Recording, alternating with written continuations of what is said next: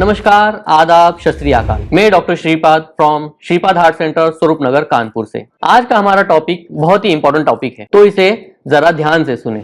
अगर आपको ये पसंद आए तो इसे लाइक, शेयर एंड कमेंट करें और आने वाले नए वीडियोस के लिए बेल आइकॉन को दबाएं और मेरे चैनल को सब्सक्राइब करना ना भूलें। एक दिन ऐसे ही कंसल्टेशन कर रहा था, पेशेंट उठे और दरवाजे तक पहुंच गए और उन्होंने फिर से कुछ मन में सोचा और वो वापस आए। वापस आके उन्होंने धीमी सी आवाज में, दबी दबी आवाज में मुझसे पूछा कि डॉक्टर साहब, मैं सेक्स कब कर सकता हूँ? मेरी एंजियोग्राफी हुई है और मुझे बाईपास भी हुआ है, तो क्या मैं सेक्स कर सकता हूँ? यह क्वेश्चन एकदम दबी दबी आवाज में था, इसलिए मैं समझ नहीं पाया और फिर मैंने जोर से पूछा कि क्या कहना चाहते हैं, जरा जोर से पूछे। तो उन्होंने कहा, सर मैं सेक्स तो कर सकता हूँ ना, मेरी बाईपास हुई है। जितना यह क्वेश्चन दबा दबा या मफल्ड था, उतना ही इंपॉर्टेंट है सेक्स लाइफ हार्ट के मरीजों में। सेक्स एक इंपॉर्टेंट इमोशनल रिक्वायरमेंट भी है। यह क्वेश्चन तो सबके मन में होता है, मगर पूछता कोई नहीं। अगर कोई पूछ लेता है तो बताता कोई नहीं। जोक्स अपार्ट, आज हमारा डिस्कशन का टॉपिक है कि हार्ट के मरीज सेक्स कर सकते हैं या नहीं कर सकते हैं। मैंने इस वीडियो को कुछ पॉइंट्स में डिवाइड किया है। आज का हमारा पहला पॉइंट है कि हार्ट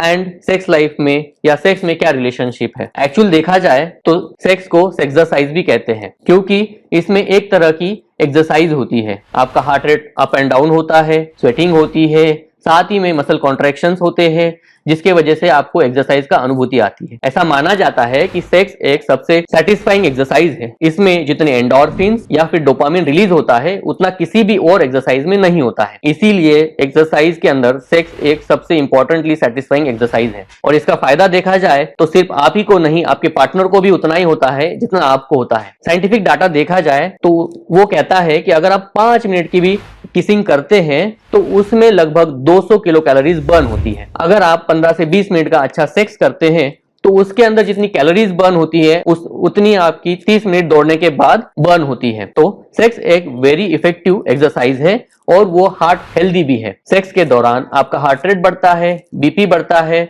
और उसके साथ ही आपकी कार्डियक कंप्लायंस बढ़ती है। और जैसे ही ऑर्गेज्म हो जाता है, आपकी नसें शिथिल हो जाती है, हार्ट रेट कम हो जाता है और आपकी नसें रिलैक्स होने के कारण बीपी कम हो जाता है। आपको एंडोर्फिन और डोपामिन की वजह से एक रिलैक्सिंग फीलिंग आती है, जो कि बहुत ही इंपॉर्टेंट होती है आपकी मन की शांति के लिए, और उसी के वजह से ये इंपॉर्टेंट है आपके हार्ट के हेल्दीनेस के लिए। तो अगर मैं एक लाइन में समअप करना चाहूं तो healthy heart is equal to healthy sex life. अगर आपका सेक्स लाइफ हेल्दी है तो आपका हार्ट भी हेल्दी होने के उतने ही अच्छे चांसेस हैं। अब आते हैं दूसरे पॉइंट पे। दूसरा पॉइंट है कि क्या हार्ट के मरीज सेक्स कर सकते हैं? तो इसका मेरा आंसर है कि हाँ, आप डेफिनेटली सेक्स कर सकते हैं। फिर आप मेल है या फीमेल है, आपकी एंजियोग्राफी, एंजियोप्लास्टी, बाईपास हुआ है या नहीं हुआ है, ये चीजें मैटर नहीं करती है। अगर आप हार्ट के मरीज है तो भी आप सेक्स कर सकते हैं। इंपॉर्टेंट चीजें यहाँ है, यह है कि आप सिम्टम्स फ्री हो, आपको कोई छाती में दर्द ना हो रहा हो, चलने से सांस ना फूल रही हो, अगर आप आपका डेली रूटीन एक्टिविटी इजीली कर पा रहे हो, आपका डेली रूटीन मतलब नहाना धोना, कपड़ा, खाना पीना या रूम का काम आप अकेले कर पा रहे हो, तो आप सेक्स करने के लिए फिट हैं। अगर आप इजीली आपकी 1 या 2 सीढ़ियां भी चढ़ पा रहे हो तो भी आप सेक्स करने के लिए फिट हैं। कुछ मरीजों को हम टीएमटी एडवाइस करते हैं। अगर टीएमटी नेगेटिव है तो आप सेक्स करने के लिए फिट हैं। सिम्टम्स ना होना और आपकी डेली रूटीन एक्टिविटी अगर आप डेली कर पा रहे हैं तो आप सेक्स करने के लिए फिट हैं। रिसर्च तो यह भी कहता है कि अगर आप हार्ट के पेशेंट हैं और आप सेक्सुअली एक्टिव हैं तो आपका लाइफ स्पैन ज्यादा है as compared to those patient जो कि हार्ट के मरीज है और सेक्स नहीं करते हैं।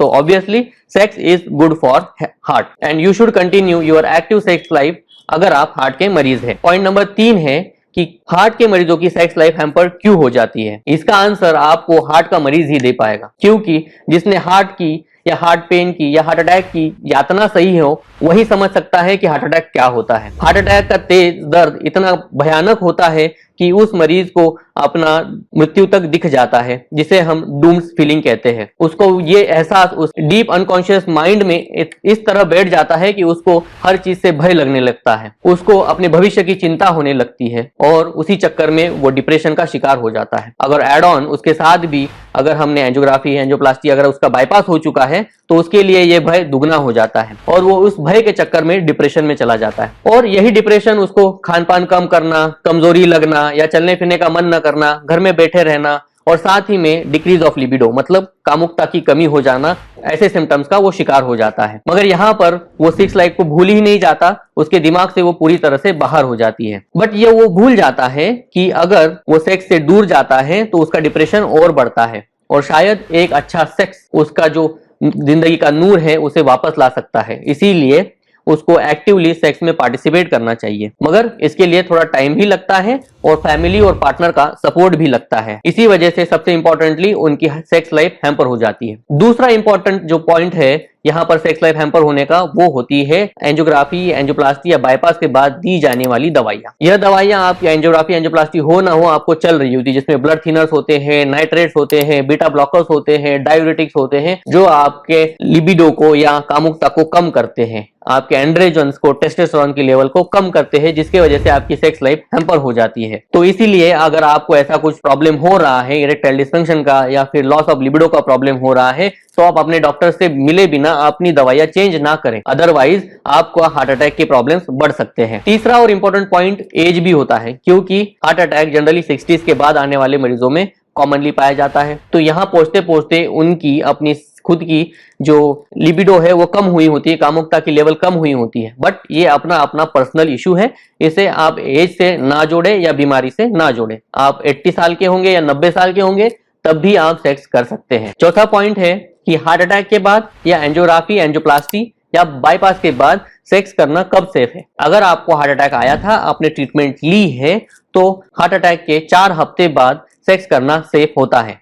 अगर आपकी एंजियोग्राफी या एंजियोप्लास्टी हुई है तब भी अराउंड 4 हफ्ते बाद मतलब 1 महीने बाद आप सेक्स सेफली कर सकते हैं। बाईपास हुआ है जिसमें कि हीलिंग में थोड़ा ज्यादा वक्त लगता है, तब भी आप सेक्स करने के लिए एलिजिबल है या फिट है। अगर आपने किसी भी तरह की ट्रीटमेंट नहीं ली है तो मैं यहाँ कहूंगा कि आप अपना कार्डियोलॉजिस्ट से इवैल्यूएशन कराएं और तभी आप सेक्स की तरफ बढ़े। अब आते हैं 5वें पॉइंट पे। 5वां पॉइंट है कि हार्ट अटैक के बाद सेक्स के दौरान क्या क्या सावधानियां बरतनी चाहिए। यौवन संबंध के दौरान आपको फोरप्ले और कम्युनिकेशन पे ज्यादा ध्यान देना है। सेक्स में फोरप्ले और कम्युनिकेशन बहुत इंपॉर्टेंट रोल प्ले करता है। इसी वजह से फोरप्ले के दौरान आपकी हार्ट रेट धीरे धीरे बढ़ती है, बीपी धीरे धीरे बढ़ता है, जो कि आपके हार्ट को या कार्डियोवैस्कुलर सिस्टम को सेक्स के साथ कोप अप करने के लिए मदद करता है। तो मैं कहूंगा कि फोरप्ले और कम्युनिकेशन पे अच्छा ध्यान दें। दूसरा पॉइंट, यौन संबंध के दौरान जो मरीज है, जो पेशेंट है, वो अगर पैसिव रोल प्ले करेगा तो अच्छा रहता है और जो आपकी सेक्स पोजीशन है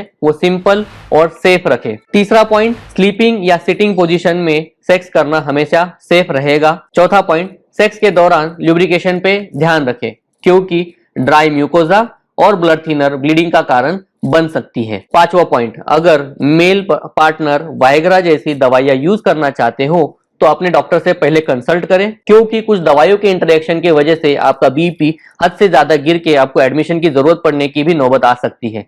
इसीलिए अगर मेल पार्टनर्स वायग्रा जैसी दवाइयों का यूज करना चाहते हैं तो पहले कार्डियोलॉजिस्ट से जरूर मिले। 6वां पॉइंट है कि अगर सेक्स के दौरान हार्ट अटैक आए तो क्या करें। हाँ, ये सही बात है, रेयरली सेक्स के दौरान हार्ट अटैक भी हो सकता है, मगर यह उन्हीं मरीजों में होता है जो मरीज अपने हार्ट के बारे में बिल्कुल भी बेफिक्र है, जो आपके हार्ट का इवैल्यूएशन नहीं कराना चाहते हैं, जो अपने कार्डियोलॉजिस्ट से नहीं मिलते हैं और अपनी दवाइयां भी नियमित रूप से नहीं खाते हैं। उन मरीजों के लिए हार्ट अटैक का खतरा सेक्स के दौरान बढ़ता है। अगर आपका हार्ट का इवैल्यूएशन सही है तो आपकी risk of heart attack during sex उतनी है जितनी एक नॉर्मल आदमी की है। तो सेक्स से डरने की बिल्कुल जरूरत नहीं है। मगर फिर भी अगर आपको सेक्स के दौरान छाती में दर्द हुआ या पसीना छूटा तो क्या करें। इसलिए डरने की जरूरत नहीं है, सेक्स को रोक दे, आराम से बेड पे लेट जाए या चेयर पे बैठ जाए और अपनी सॉर्बिट्रेट की दवाई ले उसे चूस ले। अगर आपको आराम नहीं मिलता है तो दूसरी दवाई भी आप चूस सकते हैं, मगर अगर लंबे समय तक आपको आराम ना मिले तो हम इमरजेंसी विजिट करने के लिए आपको सलाह देते हैं। यहाँ इंपॉर्टेंट बात यह है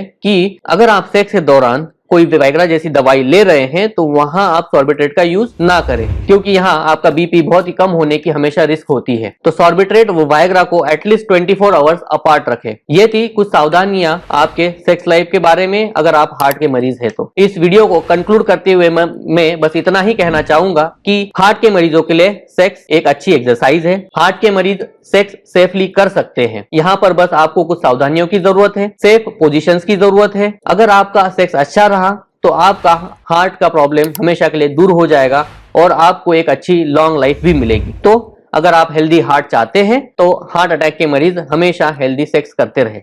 धन्यवाद।